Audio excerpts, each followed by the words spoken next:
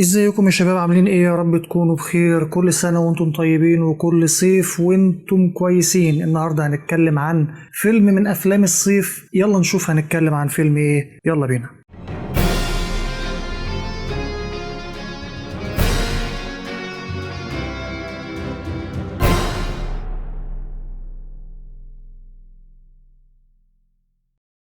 أنا العميل صفر قائد طاقم الحراسة، ودي العميلة شروق الكلبة بتاعتي. الفيلم اللي هنتكلم عنه النهاردة فيلم العميل صفر. ده انا مفيش شغلانه وديتها لك الا لما جبت اجازه. طرح صناع فيلم العميل صفر البوستر التشويقي للعمل اللي بيخوض بطولته النجم أكرم حسني، ويعتبر هذا الفيلم هو أول بطولة مطلقة للفنان أكرم حسني بعد ما قدم مجموعة من الأعمال الكوميدية الناجحة في السينما والتلفزيون والمسرح، والمقرر طرح الفيلم خلال شهر أغسطس الحالي. العميل صفر مبدأه تشتغلها صح يا تقعد في بيت واحد. بتدور أحداث الفيلم في إطار كوميدي حوالين فرد أمن بيحلم إنه يكون بطل زي جيمس بوند، لكنه بيفشل في ده وبيتعرض للعديد من المواقف الكوميدية.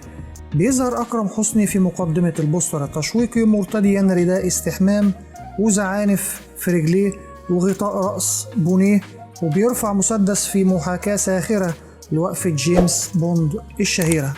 وشفنا في البرومو مطاردات في البر والبحر وتحديات خطيرة بيواجهها العميل صفر وفريقه الخاص لإتمام مهمته السرية على أكمل وجه، وفي سبيل ذلك بيقع في مختلف الأزمات وبيعرض حياته وحياة كل من حواليه للخطر، ولكنه لا يفقد إيمانه بنفسه، وذلك في إطار كوميدي. فيلم العميل صفر من بطولة أكرم حسني وبيومي فؤاد، أسماء أبو اليزيد، مصطفى غريب، منذر رياحنا، والنجمة السعودية الشابة فاطمة البنوي، وفايدرا، وأيمن طعيمة، وإسماعيل فرغلي. الفيلم فكرة محمد سامي وسيناريو حوار وائل عبد الله ومن إخراج كريم العدل، وهينزل في شهر أغسطس الجاري.